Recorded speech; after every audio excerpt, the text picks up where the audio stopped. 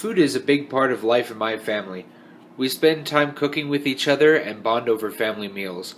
For as long as I can remember, my family has gathered around the dinner table every night to talk about our day and enjoy a great meal. Because of this, my family is full of great cooks. Every generation teaches the next, and through this interaction, our family remains strong. As far back as any of us know, the story of our culinary tradition starts in Torino, Italy. My great grandma remembers her mother spending hours on a meal for the whole family and sitting around the big kitchen table with all their relatives. Back then, dinner was the only time families had to be together, so they made the most of it. Her mother passed down to her a long list of traditional recipes that we still use today, including the recipe the family uses to make Italian salami.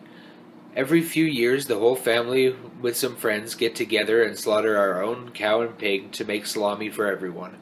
We set up big tables all around my grandparents' garage, and we all sit together butchering the meat and passing it down the line where my dad and grandpa grind it and add the spices. At the end of a long but fun day, the whole family has enough salami to last a year. This was what made my childhood great. When I was young, I didn't toss a ball in the backyard with my dad. My mom didn't take me to the park to play with other kids. Instead, we spent time with the whole family in the kitchen. The first meal I ever made was spaghetti. My mom stood beside me and taught me the perfect way to make the spaghetti and the sauce and how to season the meat. She showed me how to make garlic bread and use the broiling feature in the oven to melt a layer of cheese over it.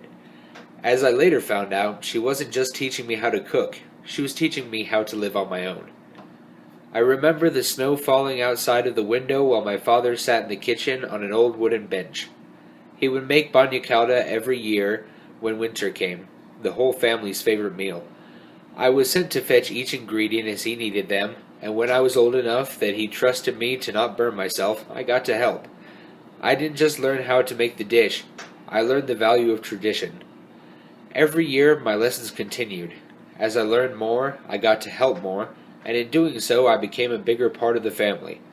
One day, I look forward to teaching my own children to cook and passing down to them all the skills and values that have been given to me by my parents and my grandparents.